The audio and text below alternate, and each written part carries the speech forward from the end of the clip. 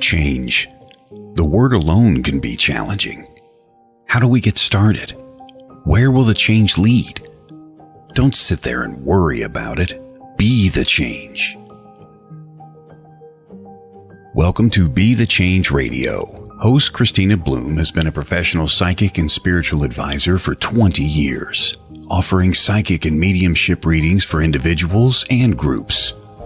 She also teaches several classes in psychic development and metaphysics.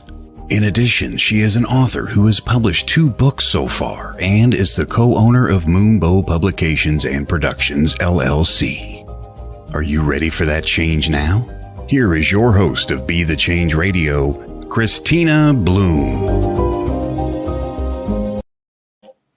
Hey everybody, welcome to Be the Change Radio. I'm Christina Bloom. I'm your host, and you are listening to us on WLTK-DB, Paranormal Talk Radio.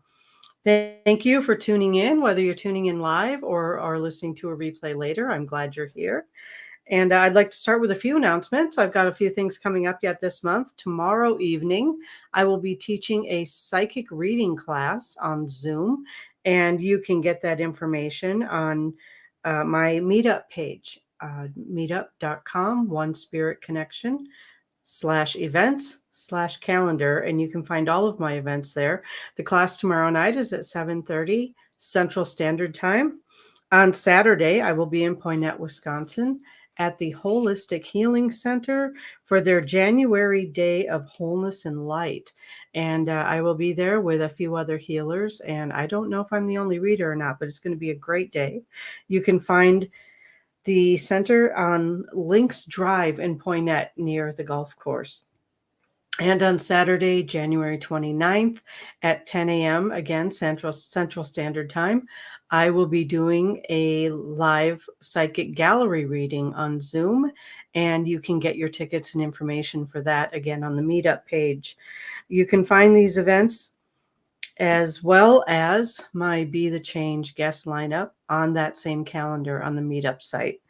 So, all right, you know what? Tonight's topic is recovery, and it's recovery from cancer, from all kinds of illnesses. And we're going to be talking with our guest tonight about how raising your own vibration can help you recover from different diseases, whether that's emotional, mental, spiritual, physical. We can affect our health to a great degree by our mindset and our heart set, what we believe, by changing our eating habits and removing processed and sugary foods from our diets, by the books that we read, by the information that we take in. All of it has to do with our vibration through our mindset, through our heart set. And we can also, and believe me, this is a tough one for some people, just stop watching the news. Just stop it, because the news is filled with all kinds of negative and exaggerated, and it's not a balanced information source that you're getting.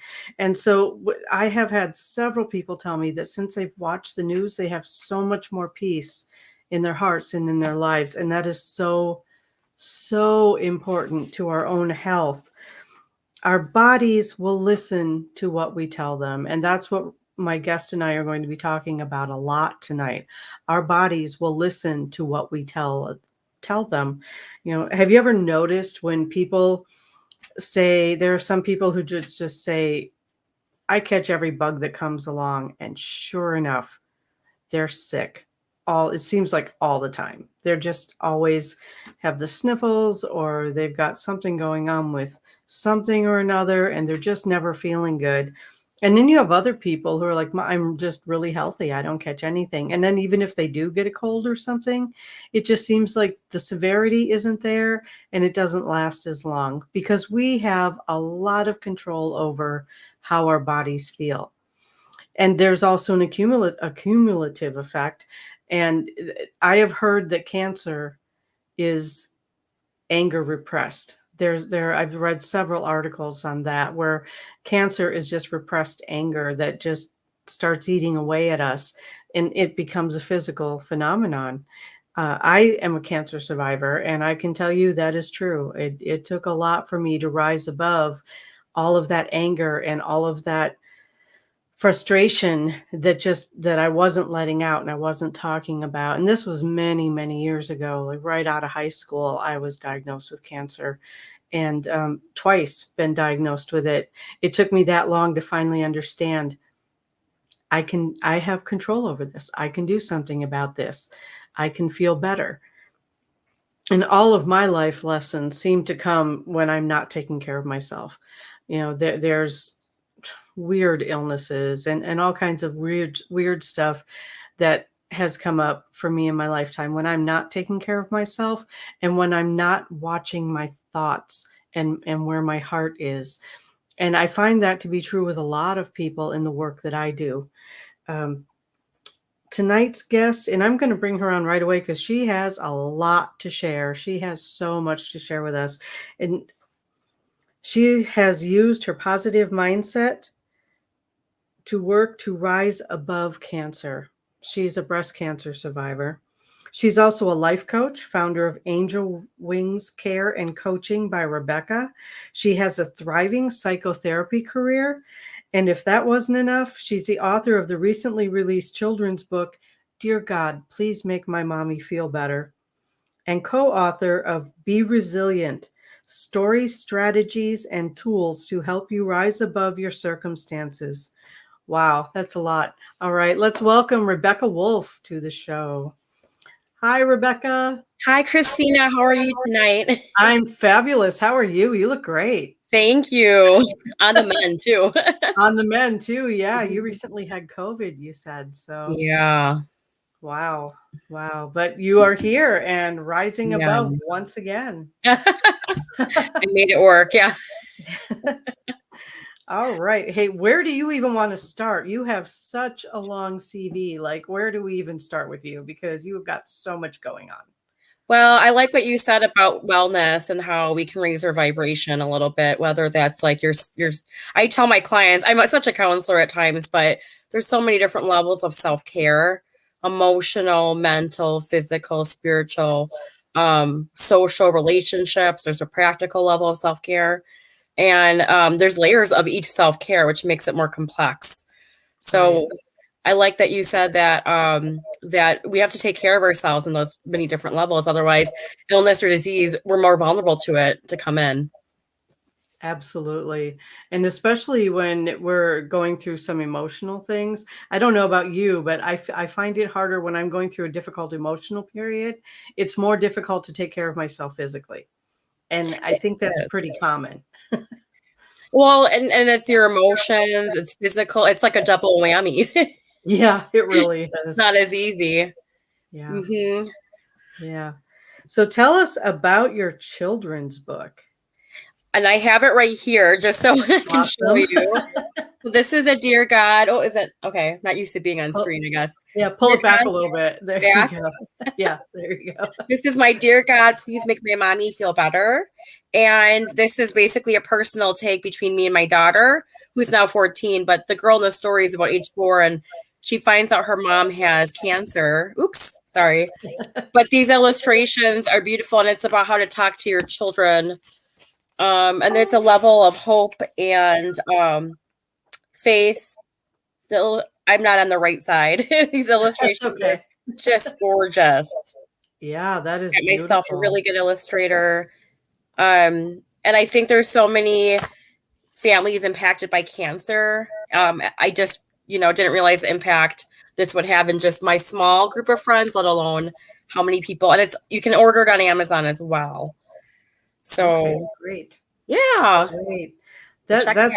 That's really wonderful, because Thank I you. think when we were talking, I don't know, late last week or whatever it was, that there are a lot of books out about how to talk to children about cancer. So you came out with a book that talks to the children, basically, and helps them understand it from their viewpoint.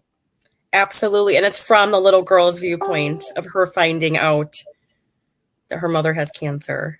Yeah, my copy hasn't arrived yet, so Oh, I haven't read it yet. it's okay. But there's resources detailed on the back of what they can do. So maybe not so much what they say, but what they can do. Because as little kids, it's probably easier to do something. right.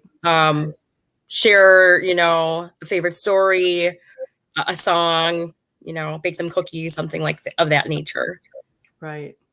That is really cool. All right. So tell me about this other book with the incredibly long subtitle we have here, Be Resilient. Yeah. How did you get involved in that project? So that's with my publisher that I published with, the Dear God, Please Make My Mommy Feel Better. She invited me to join and co-author this book about resiliency and how we can each write a chapter. And I wrote my chapter specifically in overcoming adoption trauma. So I was adopted, and what it was like to be adopted and being a minority in a Caucasian society. But also it was a layer of self-love and self-empowerment. So it wasn't just about the trauma of adoption, feelings of abandonment, by our parents giving you up to have a better life, which logically I understood, but emotionally it took me years to understand the concept that I was wanted. That's really, I think that's an important part too. And you bring a lot to the table. You bring a lot educationally, but also with your own personal experience. You can relate to people on so many different levels. People who've struggled through illness, regardless of what that illness has been. People who have had difficult family situations and blended family situations, and that kind of stuff. That's really.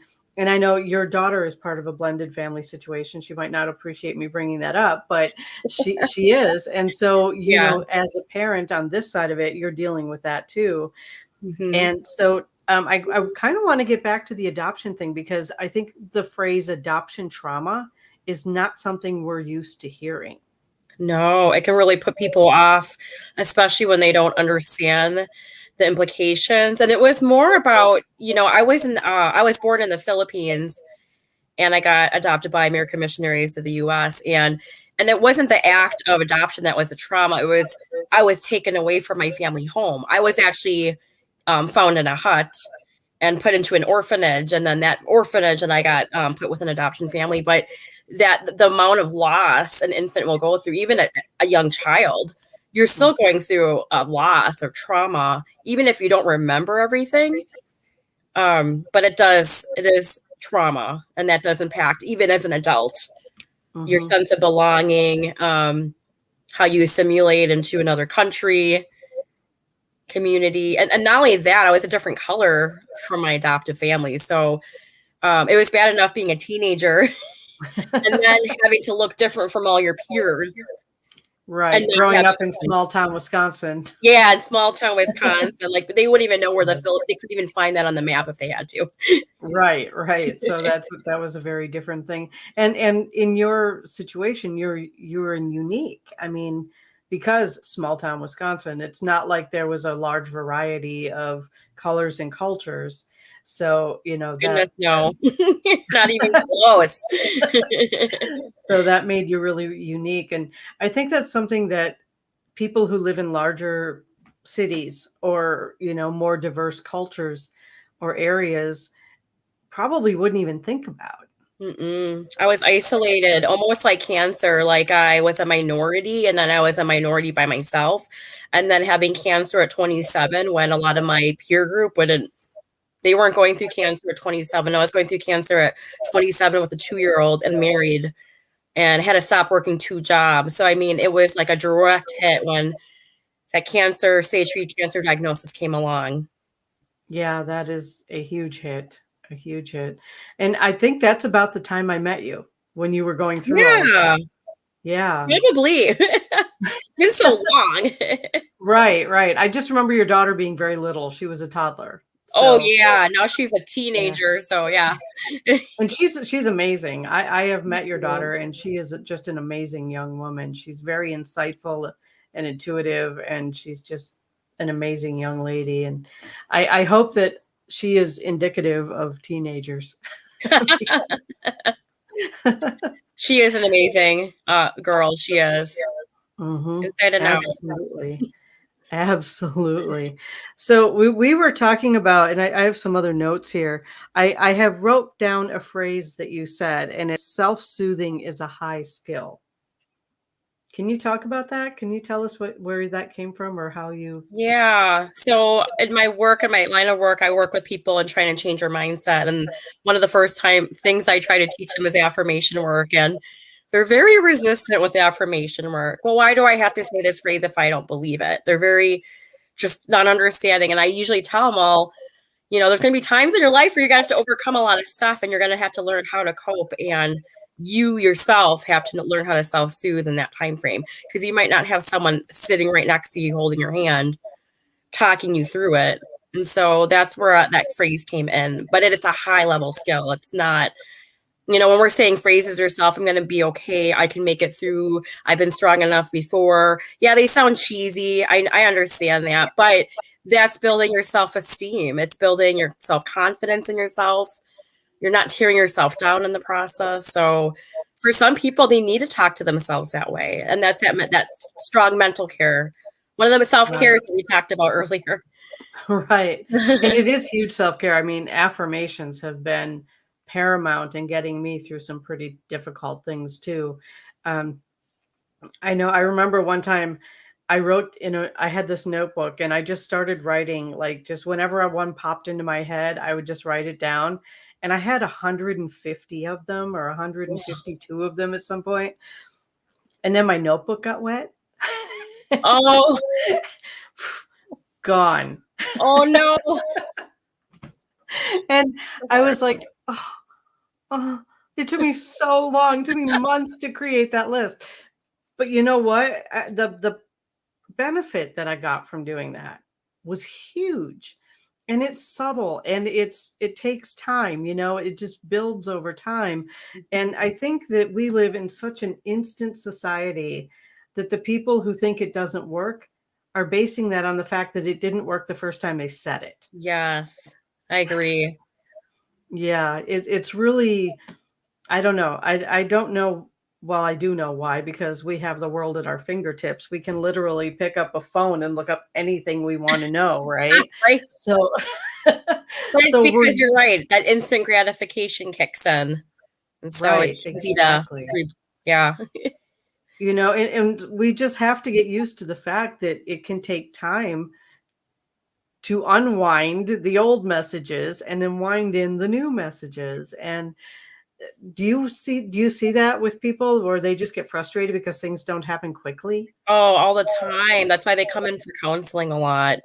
And they have to, I also have to teach them how to undo their trauma and what they've learned from their childhood, what their parents told them about themselves. Sometimes I have adults that have to unlearn everything from their childhood and Right. start over almost from scratch and rebuild themselves up. Yeah, and that's not necessarily an easy process, but it's definitely not a quick process. Right. It's not like it's not impossible, I should say, not complex. It is complex. This is not impossible. Right. And I have seen a lot of people over the years who have been able to do that, who have been able to rise above, unlearn old behaviors and beliefs and all of that and start believing in themselves. I mean, I'm a perfect example of that. I was a mess as a teenager. And being able to be who I am now and be able to relate to people because I've been there, I think that's just really important. And I feel like that's what works in to your advantage as well in working with people because you've been there. Exactly. I almost know what they're thinking when they're not wanting to do an exercise. Right. And that's why I can help them. Excuse me. Yeah, no worries. Take a drink of water or something if you have to. It's no big deal. Yeah, yeah. What are some of the things that you would suggest to people who are struggling with maybe not even like really rock bottom, but with just over the last 2 years, we've all been hit, right? In one way or another, we've all taken some kind of a hit. And how would you have people talk to themselves? You know Excuse what? Let's take a commercial break and we'll come back with that I can get question. my water. Yeah, Thank you. you're welcome.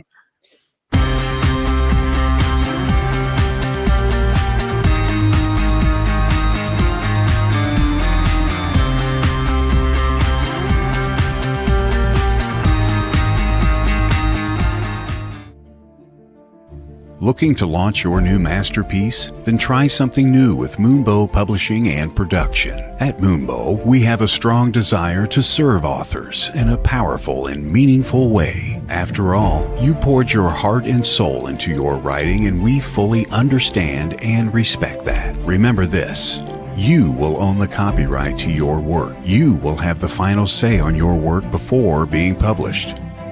Even after all of that, we've saved the best for last. We won't take a percentage sold. Nope, not a penny. Excited about MoonbowPublications.com yet? We thought so. Take advantage of our company's services like book editing, formatting, and covers, publishing, and photography. Moonbow Publishing and Productions has everything you are looking for in a company. Remember, we will not keep any commissions. We are a boutique publishing company focusing on spiritual, health and wellness, and personal growth genres. Moonbow Publications and Productions, a new kind of publishing company.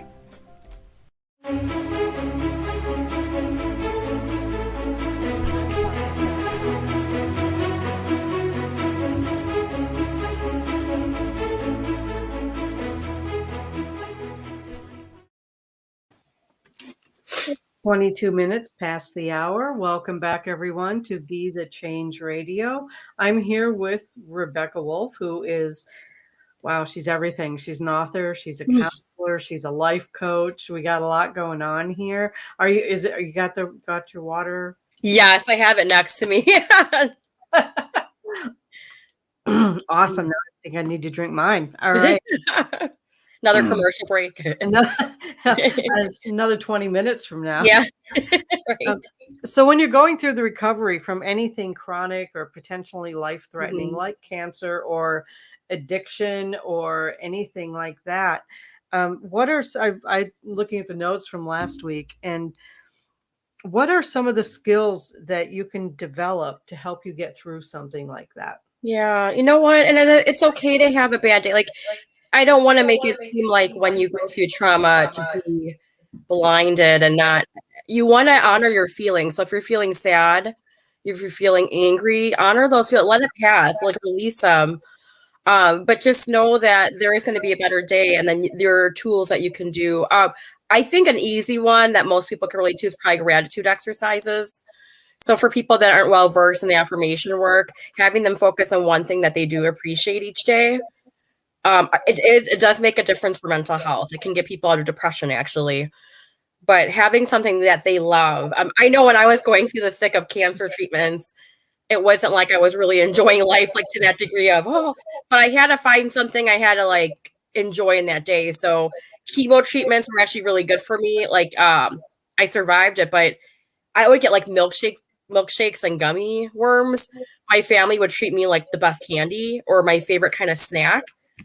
And even though I know it's chemo, I had something to look forward to because I was spending time with a loved one.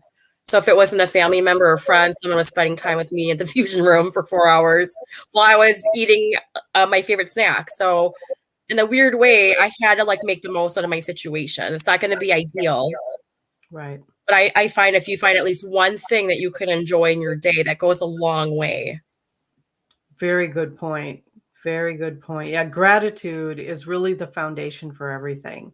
It's the foundation for health and wellness. It's the foundation for manifesting. It's the foundation really for everything. And even just finding one thing that you can be grateful for in a day is, you're right. It's so, so powerful. What else would you suggest for people who are working to find their way out of a difficult situation, regardless of what type it is. Yeah, I think their emotional support system's pretty huge. I like who are they hanging out with? Who are they talking to? Because those people might not have serve your best interest, or they could be very toxic. So I think it's recognizing your environment. Is it the wrong job? Is it the wrong relationship? We can't get out of those situations if we don't start identifying those obstacles. And so sometimes we might have to remove certain people or be away from a certain environment, if that makes any sense. It does to me, absolutely. When people quit drinking, or at least way back when I quit drinking, they used to say that you had to change your playmates, playgrounds, and playthings. Yeah. And it's really true. If you want to change your life, you have to change your life by changing the immediate things that you have around you. And I hope I'm crediting this right, because I think it was Jim Rohn who said that. Yeah, me too. I think he was the one who said that you become most like the 5 people you spend the most time with, or something like that. I'm paraphrasing, but yeah, something like that. So it really is important. Like, who you have around you is really going to make a difference in how well you heal. Right. And actually, when you start to figure out who is really good for you, you are going to feel empowered. You're going to recognize those things that are holding you back, and you're going to make an action plan. And I think that not just thinking, but that behavioral steps of changing things, reducing, will make a huge impact on what you're going through as well. It's like kind of like what you said, Christina, like if you're going on a diet or something, or you're going to have to change up. If you're eating pizza every night and you want to lose 10 pounds, you got to get rid of the pizza. As simple as that. It's good to have the mindset, but you got to get rid of the pizza. And right. The things you got to start. It's almost like contradictory behavior when your thinking doesn't match your behavior. So it's really, practical in a sense. Absolutely. Well. I couldn't agree more. And I was recently published in a book called Heart Set, the key to mindset. And it's really important to have your heart and your mind on the same page, because if they're battling, like, it's hard to get anywhere. You know what I'm saying? Right. It's really hard to accomplish anything when your heart and your mind are fighting against each other. So do you have any suggestions for people who are in that position where they just can't get their heart and their mind aligned together? That's why it's so important for people to seek out maybe a therapist, a mentor, because when they can't get a hold of their emotional self-care, that's where journaling come in. You can get different perspectives from a therapist or a really good friend, but that's they can just regulate their emotions a little bit more by doing that. And then that way they're not maybe self-sabotaging when stuff happens with the logical. I know some people tend to be a little bit more logically minded, and some people are all emotion. So sometimes it might be their like nature to be a certain way. Yeah. But it's recognizing how it's holding them back. Again, a lot of it is self-awareness and that self-development. So whether that's like listening to a podcast, reading about books, you mentioned Jim Rohn. He is a really fantastic speaker too. I really like his analogies, but self-development. I really liked Louise Hay and Wayne Dyer. Were big ones for me when I had cancer. And reading how other people got through trauma, I think is really, inspiring sometimes. And you can read on other people's work and what they did. Oh, I agree. I agree completely.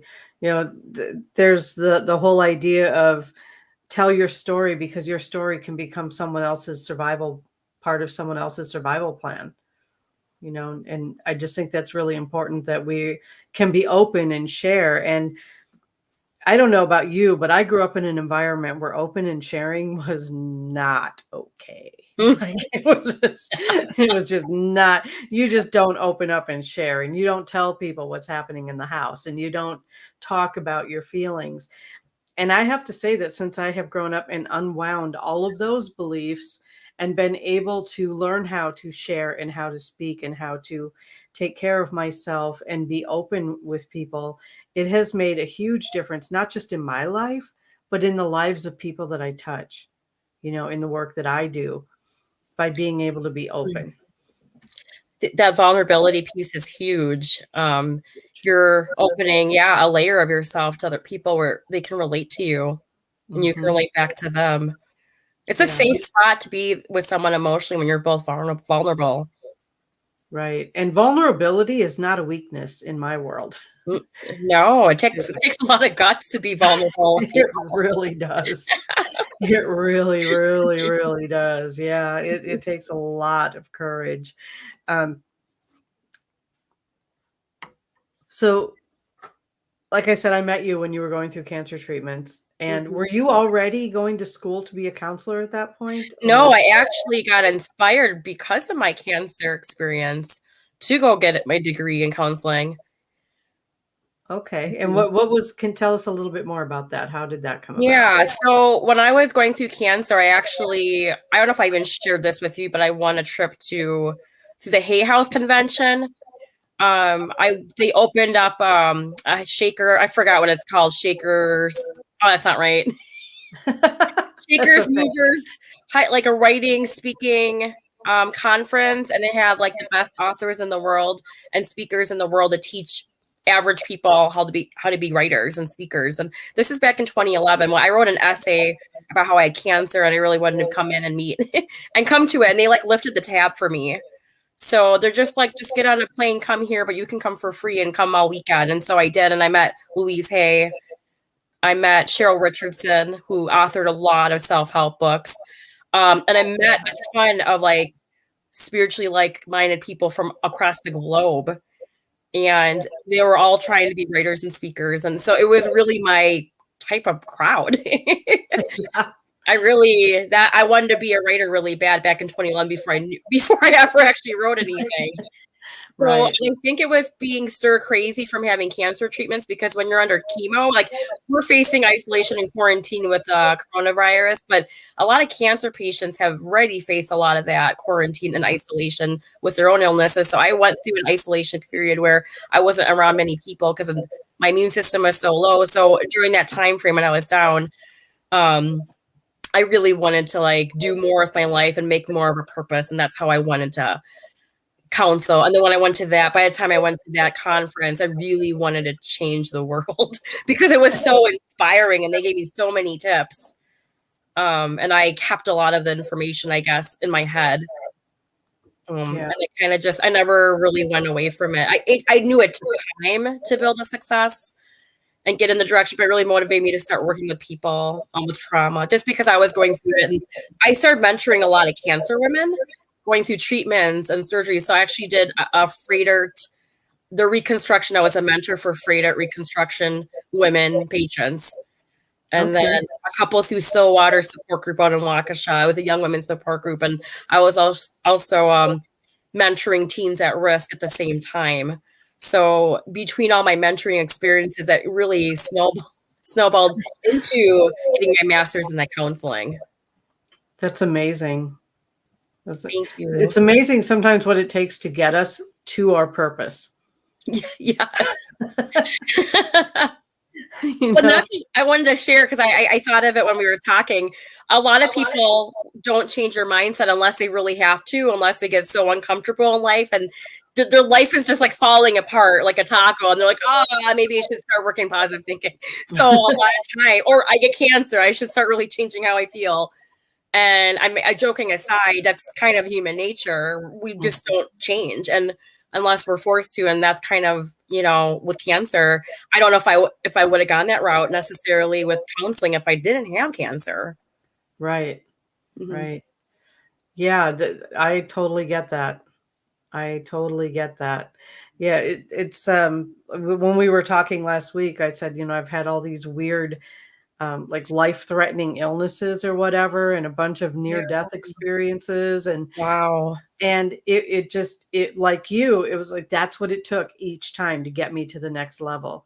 But apparently you're a better learner than I am, because you only had to do it once. And you know what? Just kind of like that little title of the book, my daughter is the one that really got me through. I really changed because I wanted to see her live. She was 2 when I had cancer. And I think my goal, that's what got me through. That's why I wrote the book, is for kids like her. I wanted to see my daughter grow up. And as simplistic as that sounds, that feeling and energy got me through a lot of hardship. I just wanted to see my daughter grow up. I was I love being a mom. I still love being a mom, by the way, even if she's a crabby teenager, I still love being a mom. But that's Right. what got me through. That's what got me through writing this book.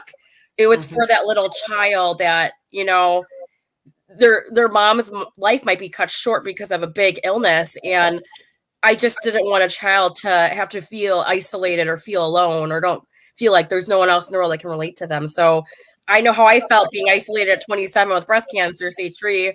So a 7-year-old, a 5-year-old, kind of my age group of kids for that book, I don't want them to feel like they're alone either. And that was kind of the purpose of me writing it. That's beautiful. That's really beautiful. Thank you. I really like that you did it for the kids, you know. And I know as a writer too, when that book wants to come out, it's coming out. Yeah. It doesn't care about your jobs and your schedule and all of that. If a book is coming through you and it needs to come out, it is going to come out. So exactly. And I had so many excuses not to write a book because I was busy, but I'm so glad I didn't listen to that self-sabotaging voice. Right. And I can tell you it would have come out eventually anyway. Oh, because it's a message that had to be shared. Absolutely. And as an author myself, I get that, because when the message needs to come out, it comes out. It will just force its way if it has to. Right. So, it doesn't care if you sleep less. It doesn't care. Right. It doesn't care about any of that. It has to come out. And of course, sleep is part of health too. Without proper sleep, it's very, very difficult to stay healthy. And have you found that with your work, not just with yourself, but with other people, that people struggle more emotionally and also with healing physical illnesses if they're not getting enough rest? Yeah, there's a big link to that. As a counselor, when I get a new intake, I ask them a lot about mental health, but then the other half of mental health is physical. It makes a huge difference when I have a client coming in complaining of having depression, anxiety, and I ask them, are you getting enough sleep? Are you eating right? Are you exercising? Any chronic pain? And any of that really impacts how I probably do my therapy plan with them in a counseling session. Then we're talking about self-care for physical stuff. Physical needs. How many hours of sleep are you getting? And do you stay asleep? Are you taking anything? Are you dimming the light? So a lot of practical tips with that as well, to help people get on track with their physical, mental need, physical sleeping needs. Right. And you mentioned chronic pain. Mm-hmm. How do you help people from a counseling standpoint who are suffering from chronic pain? Because I hear that all the time. And you go on Facebook, there are people constantly posting about chronic pain. Mm-hmm. How do you help those people with the positive mindset and the affirmations and that sort of thing? I actually have them think, this is probably off Louise Hay, but thanking a body part every day. Again, not ignoring what they're going through or being, insensitive to them, but focusing on something that your body is strong. What is something that you can focus on that it is doing for you? Because I think when you soften the mind a little bit, the body softens a little bit too. It's just harder when the mind is hard and the body is hard. So it's, again, trying to find that one little thing that they can maybe appreciate in that moment. Your body has gotten you through this many years of life and hasn't failed you yet. Like, look at that. That even is an accomplishment in itself. And what is this message trying? I love relating like the physical ailments to the emotional ailments, the emotional tumors, right? Maybe that might not be a physical tumor at that time. It might be an emotional one. And kind of relate back to what's like you said, even a cancer might be nursing some resentment or hurt pent up for a long time. So trying to relate some of those body messages that people get to maybe an emotional thing that they might actually have more control of with an affirmation, or at least in an awareness of it. Right. And speaking as someone who's dealt with chronic pain for as long as I can remember, I am so grateful that my body is moving. I am so grateful that I can pick up my grandson who's 16 months old. I'm grateful that my body still serves me. I can walk. I'm grateful for all of that. And even if sometimes the pain can be a little bit overwhelming, I'm just grateful that my body still functions, and thanking my body for that every day has been huge as far as getting me through that. And I share that message with other people too, because I know I'm not the only one. Yeah. I know there are a lot of people who are dealing with, chronic illnesses, fibromyalgia, that sort of thing. All right. We are going to take a break. And when we come back, we are going to talk about the benefits of meditation.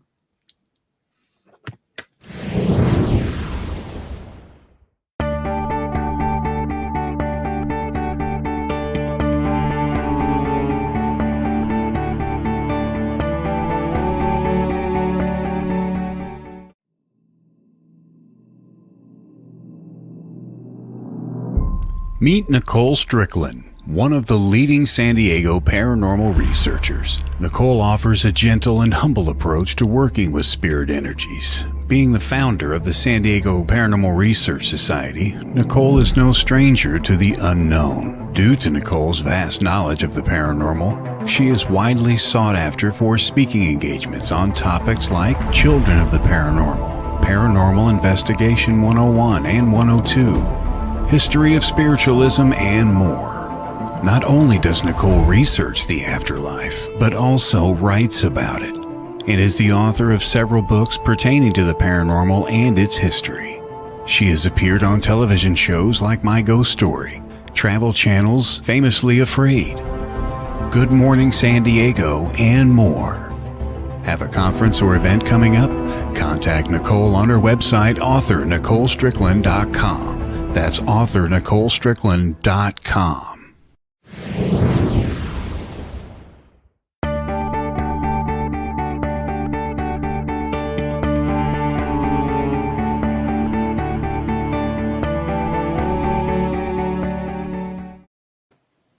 Hey everybody, we are almost at 42 minutes past the hour, and I am back with Rebekah Wolff, and we are talking about how mindset affects your health.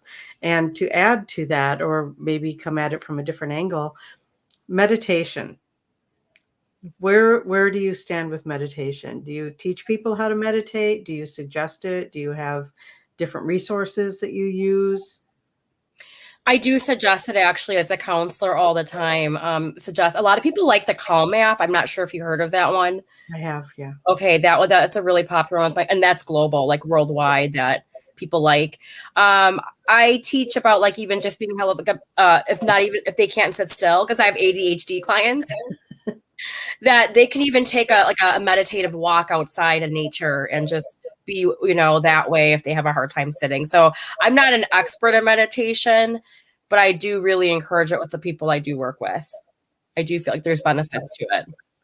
Absolutely. Just being able to calm yourself down, I am more of an expert in meditation. I've written a lot of them. I've recorded a lot of guided meditations. And one of the major benefits of meditation that I have noticed is that you don't have to do it perfectly to get a benefit from it. Right. I agree with that. And it's a quick way to ground your energy a little bit as well. Yeah. For people that have high anxiety, it's hard to get them to a meditative state, but I think they have to go in like baby steps for some of those. Yeah, definitely layers to meditation skills. And I think that there's such a misnomer about meditation. Like you have to be able to sit for an hour in the lotus position and not move.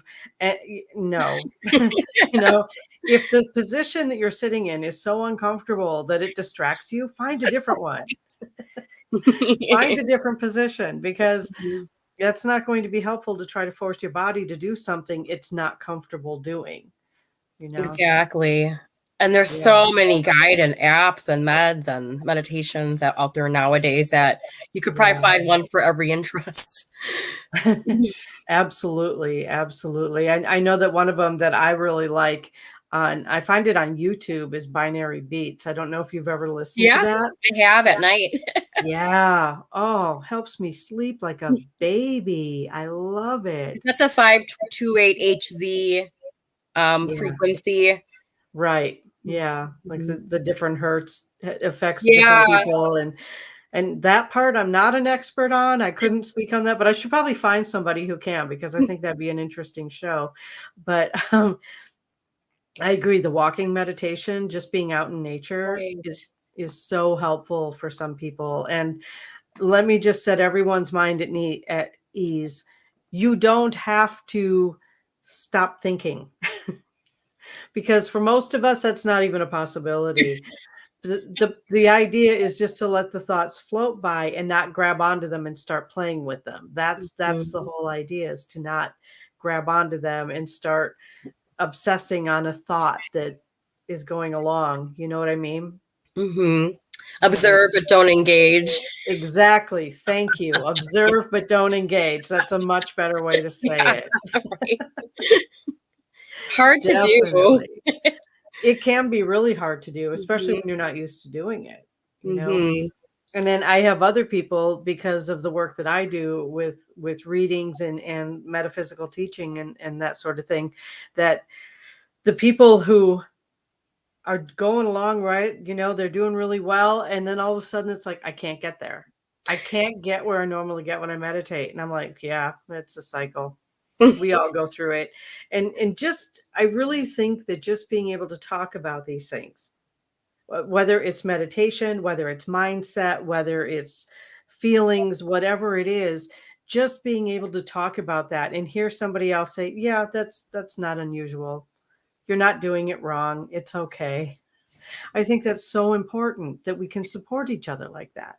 It is. And it's important that you said that. There are so many people think that they're doing it wrong before, and that's why they don't even start, because, well, I can't sit still. There's a lot of that, but it's just a matter of trying it, and they can try it for just a couple of minutes. They don't have to do like 30 minutes or an hour or 4 hours. It's a little bit at a time. Anything that makes your body relax is very, gosh, that's so positive on the body in general. It is. And like you said, even if it's just a few minutes, one of my favorites is a shower meditation. Oh, you know? Yeah. When the water's running over me, I just visualize liquid light running through me. I love it. Washing away everything that gets in my way. Oh, excuse me. That's and okay. I teach people to do that too, you know, just let the water wash it away and just focus on the water washing stuff down the drain. And that's enough of a meditation for most people to get through the day peacefully. Water is so healing too. Oh, so much. So much. Yeah. I think we're really fortunate living in this part of the world. There's lakes and rivers everywhere. You know, right now it's freezing. I wouldn't recommend it now. It'd be like a polar plunge. But yeah, unless you're into the polar plunge, not my gig, but you know. Or CryoFit. CryoFit's another form of therapy where it's free, you know. Oh, the floating tanks, the float tanks. It's therapy. It's like a cold air blasted at you, and then it helps you lose weight, or I don't know, initiates you to burn calories more. You could just walk outside at your house and have a CryoFit therapy session. It is so cold in Wisconsin that you don't need to pay for services. In addition, I learned that. That's awesome. CryoFit therapy. We're all doing CryoFit therapy, whether we want to admit it or not. Just by going outside. Yes. You know? And honestly, I mean, I'm a winter person. I like hiking in the winter. I like being outside in the winter. Yeah. I'm the one who's hiding indoors in air conditioning in the summer. Yeah, the exact opposite. That's funny. Yeah. I don't like heat and humidity. Not my friend. And I was talking to a friend one time, and I said, I am an environmentalist until you mess with my air conditioning. You know, I can relate. It's kind of crazy. All right. What would you like to share with us before we move on to tonight's meditation? Do you have a website? Yeah. My website is www.angelwingscoaching.com. And that's where, you know, for people that are interested in life coaching, or maybe they have a question about the book I presented, I have my personal information on there.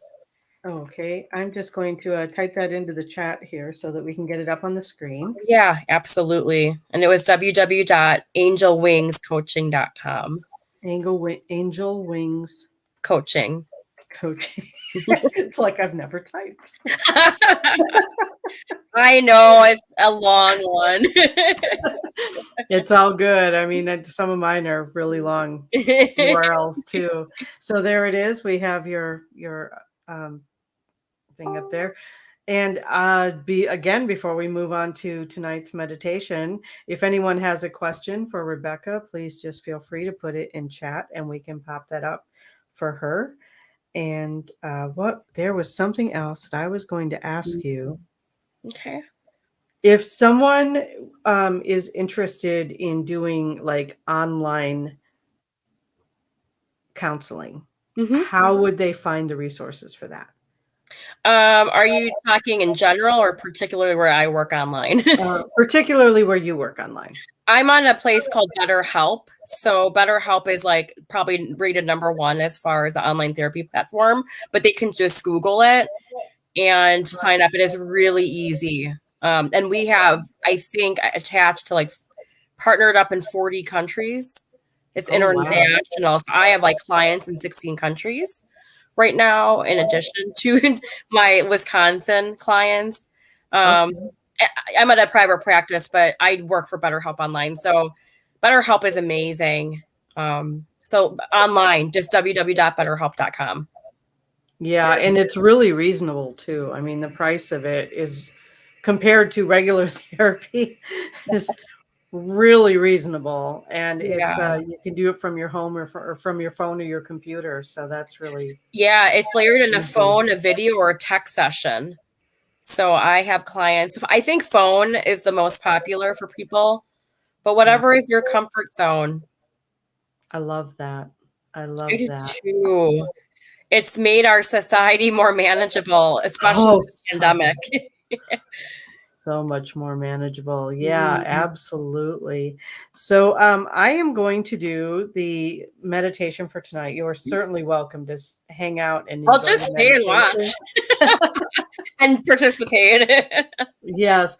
Well, tonight's meditation is going to be on what we've been talking about, mindset, and helping to relieve our bodies from pain and helping to relieve any emotional things that have been building up, because it's been a tough couple years, but we are getting through it. And 2022 is just going to be the year that all of the shakeups we start seeing the process or the progress in all of this. So if you all would just, unless you're driving or cooking or doing some other thing with sharp tools, make sure that you are not doing those things if you're going to close your eyes. So just sit back, relax, and close your eyes. And take a deep breath into your stomach, breathing in through your nose and exhaling through your mouth.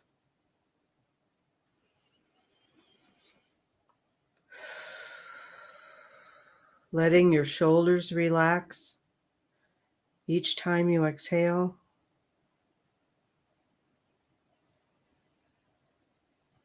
Envision your body glowing with a beautiful golden light.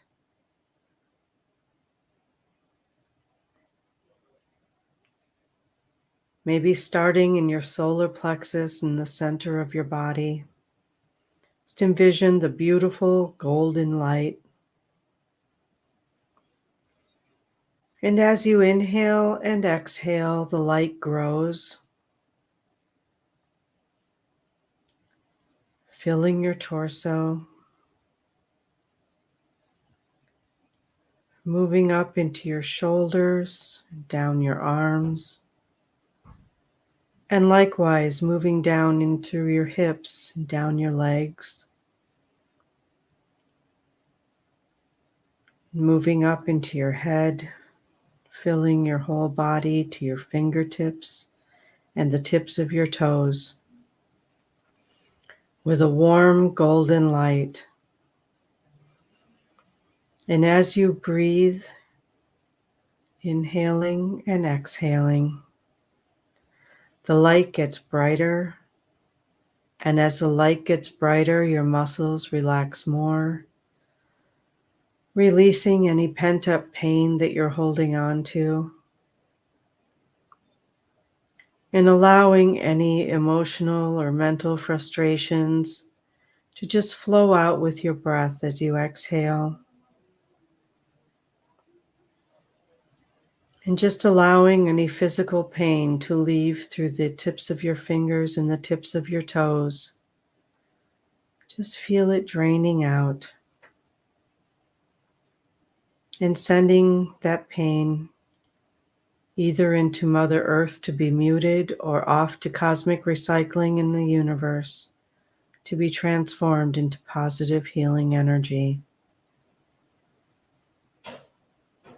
And just allowing yourself to relax a little bit more as you continue to breathe gently, circulating oxygen through your blood, helping to relieve pain, feeling relaxed and comfortable.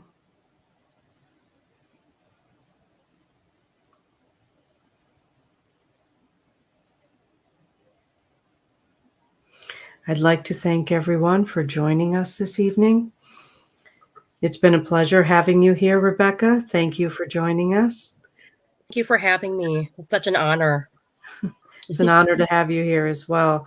And again, you can get both of her books, Be Resilient and Dear God, Please Make My Mommy Feel Better. Both are available on Amazon. You can just simply go into Amazon Books and put Rebekah Wolff into the search engine, and both books will pop up. You'll be able to see them. And again, thank you for being here this evening. And everyone, have a great week, and I will see you next week.